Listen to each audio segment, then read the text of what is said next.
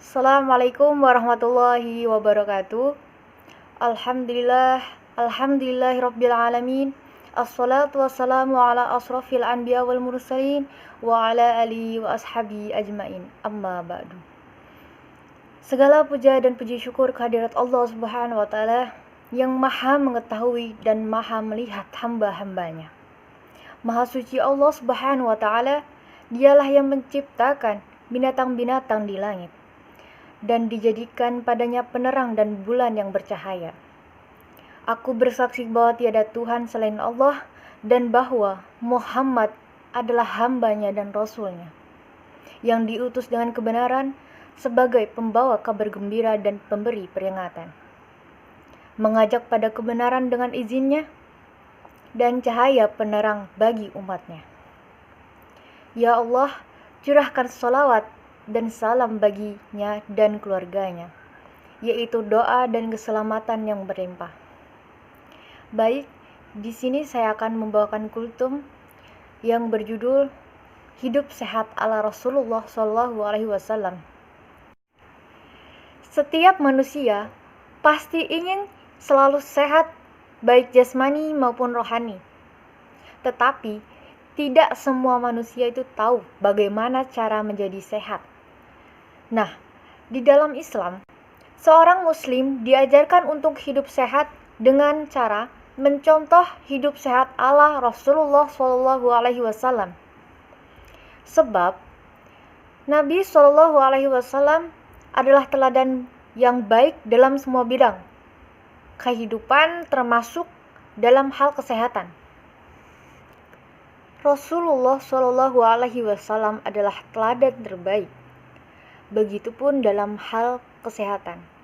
Rasulullah SAW menganjurkan umatnya agar senantiasa memelihara hidup sehat itu sendiri. Firman Allah dalam surah Al-Ahzab ayat 21 yang berbunyi, A'udzu billahi minasyaitonir rajim. Bismillahirrahmanirrahim. Laqad kana lakum fi Rasulillahi uswatun hasanah liman kana yarjullahi wal yawmal akhir wa dzakarallaha katsira. Yang artinya, sesungguhnya telah ada dalam diri Rasulullah itu suri tauladan yang baik bagimu, yaitu bagi orang yang mengharap rahmat dan kedatangan hari kiamat, dan dia banyak menyebut nama Allah Subhanahu wa taala. Quran surah Al-Ahzab ayat 21. Nah, dalam sebuah hadis Nabi SAW bersabda, dua nikmat yang selalu seringkali manusia tertipu oleh keduanya, yaitu kesehatan dan waktu luang. Hadis riwayat Bukhari. Rasulullah SAW selalu mengajak umatnya untuk bangun sebelum subuh. Nah, contoh nomor 1 hidup sehat ala Rasulullah SAW adalah yang pertama, bangun sebelum subuh. Rasulullah SAW selalu mengajak umatnya untuk bangun sebelum subuh, melaksanakan sholat sunnah maupun sholat fardu subuh berjamaah. Agar bisa bangun sebelum subuh, Rasulullah SAW mengajarkan umatnya tidak banyak berbincang-bincang dan makan sesudah waktu Isya. Tentu saja, jika berbincang-bincang itu bukan tentang hal penting, maka sebaiknya segera tidur. Dan yang kedua adalah menjaga kebersihan. Menjaga kebersihan sangat penting bagi kehidupan sehari-hari, sebab tempat yang kotor akan menyebabkan penyakit. Islam sangat menganjurkan untuk menjaga kebersihan, baik tempat tinggal, pakaian, dan lain-lain. Bahkan, Rasulullah SAW sendiri mengatakan, kesucian atau kebersihan itu merupakan sebagian dari iman. Menjaga kebersihan berarti akan memberi efek positif bagi kesehatan seorang muslim. Nah, yang ketiga adalah menjaga pola makan.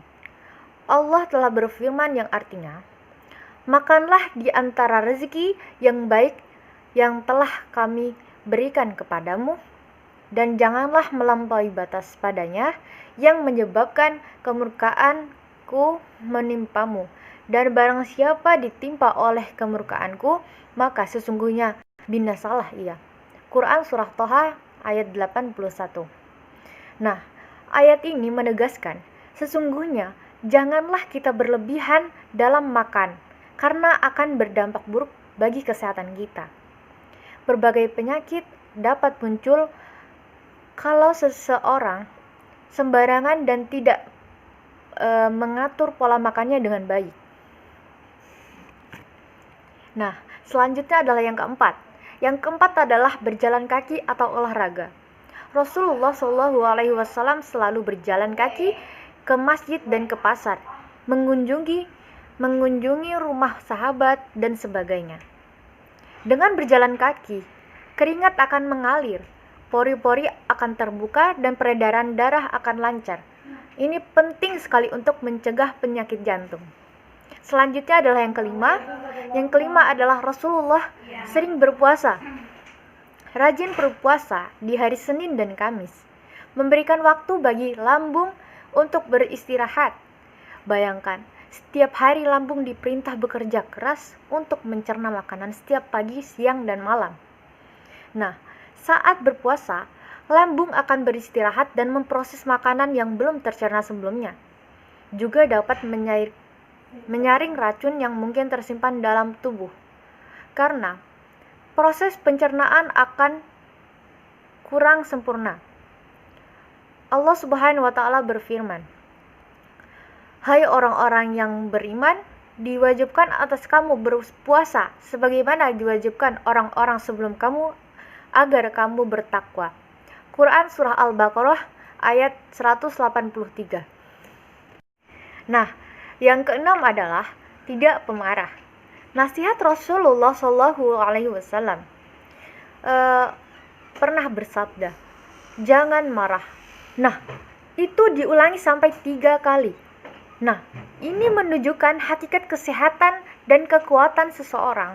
Muslim bukanlah terletak pada jazadiyah belaka, tetapi lebih jauh, yaitu dilandasi oleh kebersihan dan kesehatan jiwa. Dalam Islam, jika seseorang sedang marah, maka setidaknya ada beberapa cara untuk meredamnya. Antara lain, yang pertama adalah mengubah posisi ketika marah. Dan yang bila berdiri, maka setidaknya dia duduk, dan bila duduk, maka berbaring. Yang kedua adalah membaca ta'awudz, karena marah itu dari setan. Selanjutnya yaitu segeralah berwudu, sholat 2 rakaat untuk meraih ketenangan dan menghilangkan kegedahan hati. Selanjutnya yaitu ke-7, yaitu berbekam.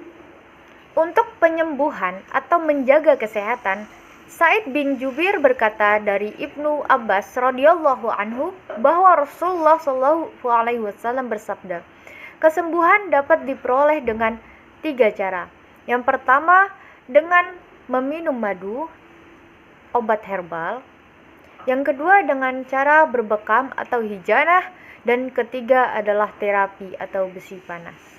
Dan aku tidak menganjurkan umatku untuk melakukan pengobatan dengan besi panas. Hadis riwayat Bukhari. Nah, selanjutnya adalah yang ke-8, yaitu tidak iri hati. Untuk menjaga stabilitas hati dan kesehatan jiwa, mentalitas, maka menjauhi iri hati merupakan tidak preventif yang sangat tepat. Karena iri akan menimbulkan pikiran-pikiran negatif yang masuk ke dalam hati manusia.